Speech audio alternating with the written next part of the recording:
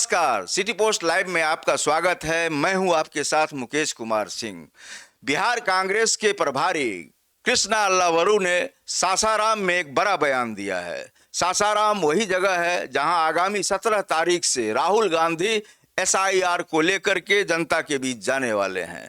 कृष्णा अल्लावरू ने कहा है कि सीएम का चेहरा बिहार में कोई नहीं बल्कि वह है जिसे जनता चाहेगी, और जनता जब एमएलए बना करके भेजेगी तो एमएलए तय करेंगे कि बिहार में मुख्यमंत्री का चेहरा किन्हें देना है। हमारे साथ सिटी पोस्ट लाइव के चीफ एडिटर श्रीकांत प्रत्युष जी। श्रीकांत जी, बड़ा मामला है। कृष्णा अल्लावरू ने तो एक तरह से हाहाकार मचा दिया है। बिल्कुल, ये तो उम्मीद नहीं थी और लगातार कहा जा रहा था भाई कि कांग्रेस क्यों नहीं मान रही है तेजस्वी यादव को सीएम का चेहरा।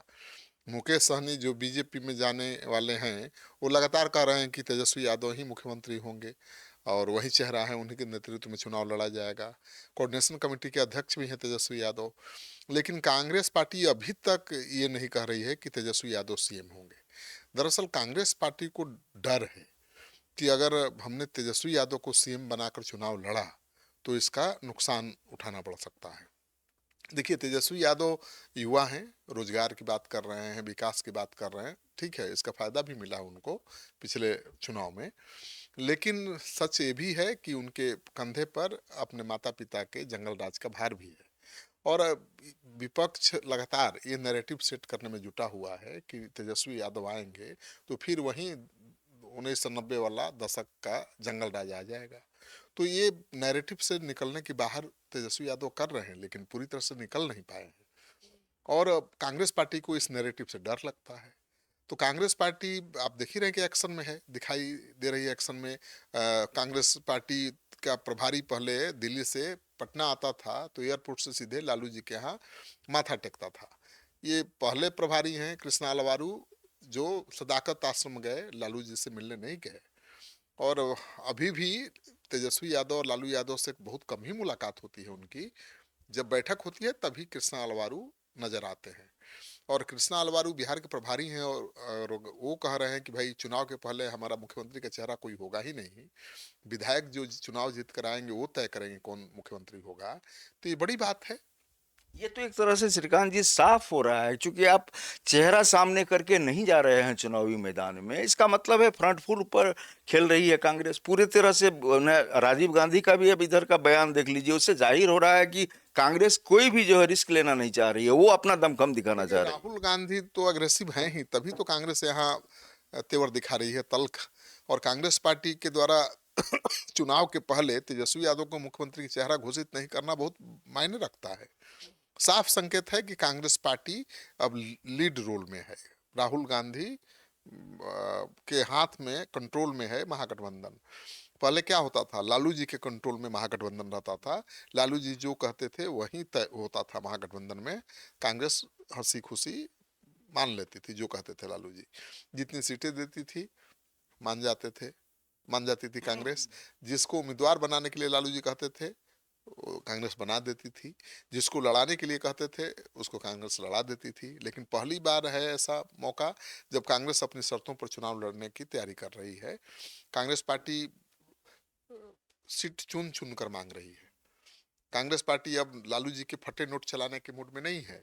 और कांग्रेस पार्टी जिस तरह से कह रही है कि तेजस्वी को चेहरा नहीं है मुख्यमंत्री का, मुख्यमंत्री कौन होगा ये विधायक तय करेंगे, तो ये बड़ी बात है। मुझे लगता है कि इसके पीछे डर भी है कांग्रेस का कि तेजस्वी यादव के माता पिता के जंगल राज वाला जो नैरेटिव है उसके कारण नुकसान न हो जाए। तो कांग्रेस पार्टी 60-70 सीटों पर लड़ेगी। अगर दमखम के साथ लड़ी, अच्छा उम्मीदवार दिया तो 40-50 सीट जीत सकती है। और जीत जाएगी तो मुश्किल हो जाएगी तेजस्वी यादव की, ये भी जान लीजिए आप। देखिए श्रीकांत जी, पिछली बार 70 सीटों में 19 पर जीत मिली थी। कांग्रेस जिस तरह से पिछली बार का अगर हम लोग चुनाव का मूल्यांकन करें, आपने तो कवर भी किया था, इस तरह से कांग्रेस कहीं भी चुनाव से पहले सक्रिय नहीं दिख रही थी। 3 महीना पहले चुनाव में अभी जिस तरह से कांग्रेस का रुतबा है, रुख है, ये साफ जाहिर कर रहा है कि इस बार कांग्रेस कुछ और करना चाह रही है बिहार में। अब देखिए, कभी आपने देखा है कि राहुल गांधी 2 महीने में 5 बार 6 बार आ गए हों? कभी आपने सुना है कि राहुल गांधी ने बिहार में 15 दिन यात्रा की हो? कभी नहीं। कभी आपने ये सोचा था कि राहुल गांधी बिहार में 100 से ज़्यादा जनसभाएं करेंगे? कभी नहीं। कभी भी लोकसभा का चुनाव हो, विधानसभा का चुनाव, 1 दर्जन से ज़्यादा यात्रा सभाएं राहुल गांधी, प्रियंका ने नहीं की। ये कोरम पूरा करते थे सिर्फ, लेकिन इस बार लग रहा है कि चुनाव जीतना है। पूरी तरह से ये भारत का चुनाव मानकर राहुल गांधी लड़ रहे हैं। राहुल गांधी दरअसल 2029 की तैयारी कर रहे हैं, तो कांग्रेस को अपने पैरों पर खड़ा करने की कोशिश कर रहे हैं, और मुझे लगता है कि इसका असर दिख रहा है। देखिए, बीजेपी 12 साल से सत्ता में है, और तीसरा टर्म है मोदी जी का। समय के साथ बीजेपी कमजोर भी हुई है, बहुमत की सरकार नहीं है, ठीक है। और 2029 में यही हाल रहा तो राहुल गांधी मजबूती के साथ उभर सकते हैं। तो राहुल गांधी विधानसभा चुनाव को टारगेट ही नहीं कर रहे हैं, वो 2029 के चुनाव को टारगेट करके चुनाव बिहार में लड़ रहे हैं। और कांग्रेस पार्टी अपनी शर्तों पर चुनाव लड़ रही है। कांग्रेस पार्टी अब बाराती घोड़े पर दांव नहीं लगा रही है। लालू जी जिसको चाहेंगे कांग्रेस से लड़ा देंगे, अब ये नहीं होने वाला है। लालू जी जो चाहेंगे सीट दे देंगे, कांग्रेस चुपचाप ले लेगी, ये नहीं होने वाला है। क्योंकि कांग्रेस की दुर्गति इसीलिए हुई थी ना कि महागठबंधन जिन सीटों पर कभी जीता ही नहीं, वही सीटें कांग्रेस को थमा दी गई, और ये कहा गया कि भाई कांग्रेस की वजह से तेजस्वी यादव मुख्यमंत्री नहीं बन पाए। लेकिन सच्चाई यही है कि कांग्रेस को हारने वाली सीट दी गई थी, कांग्रेस हार गई।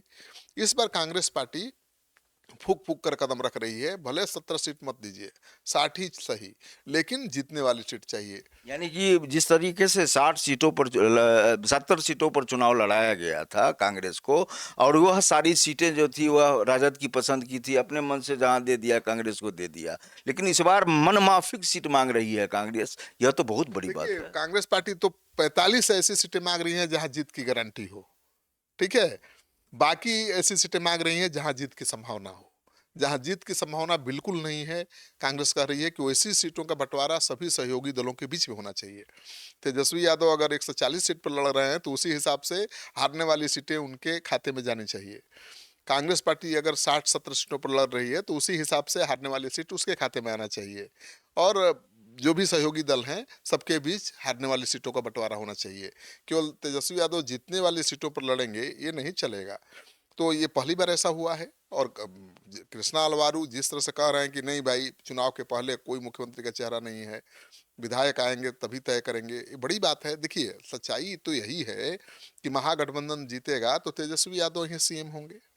ज्यादा सीटों पर लड़ रहे हैं, ज्यादा विधायक उनके जीतेंगे।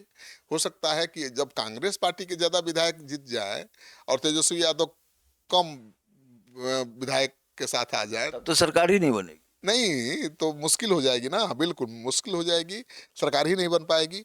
और तेजस्वी यादव के ज्यादा विधायक होंगे तो मुख्यमंत्री बनना चाहेंगे। लेकिन अगर तेजस्वी यादव 140 सीटों पर लड़के केवल 60-70 सीट जीतते हैं, 70 सीट, और कांग्रेस पार्टी 60 सीटों पर लड़के 40-45 सीट जीत जाती है, तो पेंच फंस जाएगा। कांग्रेस पार्टी मुख्यमंत्री की कुर्सी भी मांग सकती है, ये भी जान लीजिए।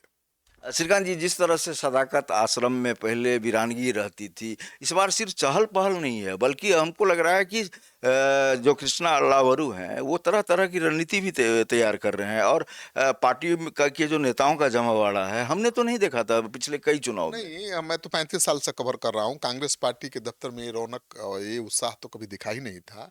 देखिए, सच्चाई ये है कि कांग्रेस पार्टी में बहुत इनफाइटिंग है। कांग्रेस पार्टी का जो भी अध्यक्ष बनता है उसके खिलाफ मोर्चा खुल जाता है। कांग्रेस पार्टी का जो भी अध्यक्ष रहता है वो प्रभारी से भिड़ जाता है, क्योंकि कांग्रेस का प्रभारी कौन होता है ये जान लीजिए। बिना लालू जी के सहमति के कोई प्रभारी नियुक्त होता ही नहीं था। ये तो पहला मौका है जब राहुल गांधी के मन से कोई प्रभारी नियुक्त हुआ है। उनका दाहिना हाथ माने जाने वाला कृष्णा अलवारू, जो दूसरे राज्यों में भी कमाल दिखा चुके हैं, अब कांग्रेस पार्टी हर फैसला खुद ले रही है। तो मुझे लगता है कि इसका असर दिख रहा है पार्टी के कार्यकर्ताओं पर, और कांग्रेस पार्टी को उम्मीद है कि जो उसका खोया हुआ जनाधार है, भाई आज बीजेपी के जो वोटर हैं वो किसके वोटर थे? कांग्रेस पार्टी के ही थे। तो कांग्रेस पार्टी उस खोए हुए जनाधार को वापस पाने के लिए अपने बलबूते पर खड़ी होने का संकेत दे रही है।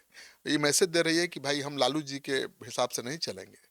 हाँ, अगर हमको आपने ताकत दे दी, हमको चुनाव में अगर आपने ताकत दे दी, तो हम तेजस्वी को भी पलट सकते हैं। मतलब सरकार, मुखिया, मुख्यमंत्री कोई और हो सकता है। तो देखिए, अगर कांग्रेस का स्ट्राइक रेट ठीक ठाक हो गया मुकेश जी, 60 सीटों पर लड़के कांग्रेस अगर 50 जीत गई, तो आपको लगता है कि वो तेजस्वी यादव को मुख्यमंत्री कांग्रेस पार्टी मान लेगी? नहीं, बिल्कुल नहीं। और इसके बाद जो है वो आपने जो बहुत बड़ी बात कही है कि कहीं चुनाव ये और निशाना लोकसभा चुनाव अगला, तो ये तो बड़ी सफलता ही नहीं है, ये तो मुश्किल बढ़ जाएगी राजद की। मुझे लगता है कि अब पूरी तरह से आरजेडी के नेता तेजस्वी यादव राहुल गांधी के कंट्रोल में हैं। एक जमाना था जब लालू जी के कंट्रोल में सोनिया गांधी रहती थी, लालू जी जो चाहते थे करवा लेते थे। अभी कांग्रेस के कंट्रोल में तेजस्वी यादव आ चुके हैं। अगर तेजस्वी यादव इस बात पर तैयार हो गए हैं कि बिना सीएम चेहरा घोषित किए कांग्रेस के साथ चुनाव लड़ने को तैयार है, तो बड़ी बात है, बड़ा बदलाव है। ये साफ तौर पर आप ये कहना चाह रहे हैं कि इस बार चुनावी रिमोट जो है वो राहुल गांधी के हाथ में है? बिल्कुल, पूरी पार्टी महागठबंधन की कमान राहुल गांधी के हाथ में है। स्टीयरिंग सीट पर राहुल गांधी हैं। पहले लालू जी होते थे, तो भाई लालू जी का कद वैसा था, उनका ऑरा ऐसा था कि उनकी बात कोई टाल नहीं सकता था। सोनिया गांधी हर बात मानती थी। लेकिन अब तेजस्वी यादव की हर बात राहुल मानेंगे ऐसा तो लग नहीं रहा है, और मान भी नहीं रहे हैं। अब तेजस्वी यादव पसंद ही नहीं करते कन्हैया कुमार को, और कन्हैया कुमार को लीड रोल में लाए राहुल गांधी। ये क्या संकेत देता है? पप्पू यादव को तेजस्वी यादव फूटी आंख नहीं सुहाते, लेकिन पप्पू यादव को भी राहुल गांधी दिल्ली की बैठक में बुला लेते हैं और कांग्रेस में होने का संकेत दे रहे हैं। तो तेजस्वी यादव के अनुरूप नहीं चल रहे हो। तेजस्वी यादव को कहीं ना कहीं कॉम्प्रोमाइज करना पड़ रहा है कांग्रेस का साथ बनाए रखने के लिए। उनको कहीं ना कहीं राहुल गांधी की बात माननी पड़ रही है। ये बड़ा परिवर्तन है। तो मुझे लगता है कि इस चुनाव में कन्हैया कुमार तो आगे आ गए। कन्हैया कुमार को लीड रोल में कांग्रेस लाई। कन्हैया कुमार को कांग्रेस ने नंबर 2 का पोजीशन भी दे दिया।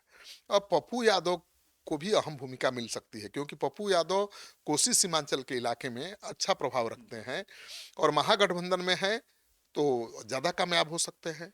तो कोसी सीमांचल में ज़्यादा सीटों की मांग कांग्रेस पार्टी कर रही है पप्पू यादव के बल पर, अल्पसंख्यकों के बल पर। जो अल्पसंख्यक सीटें थी वहां ज्यादा आरजेडी लड़ जाता था चुनाव, उसको सीधा फायदा मिलता था।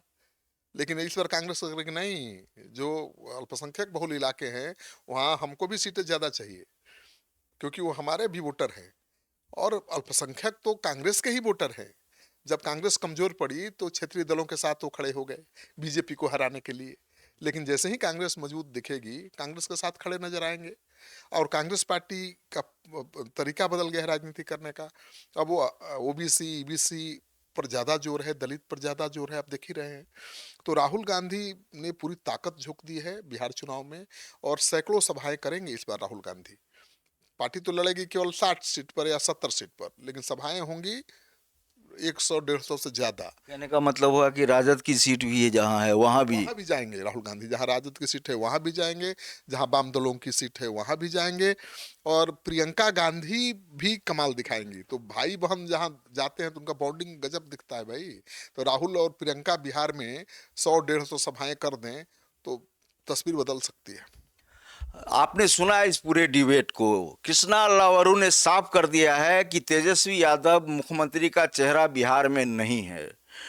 और खास बात यह है कि महागठबंधन की गाड़ी वही पुरानी है, लेकिन इस बार चालक बदल गया है। इस बार कमान संभाल ली है राहुल गांधी ने, और राहुल गांधी अपनी शर्तों पर चुनाव लड़ना चाहते हैं और कांग्रेस को मजबूत करना चाहते हैं। बिहार विधानसभा चुनाव के जरिए उनकी नजर आने वाले लोकसभा चुनाव पर है। इस डिबेट में इतना ही, लेकिन आप कहीं जाइएगा नहीं। आप लगातार बने रहिए सिटी पोस्ट लाइव के साथ। शुक्रिया।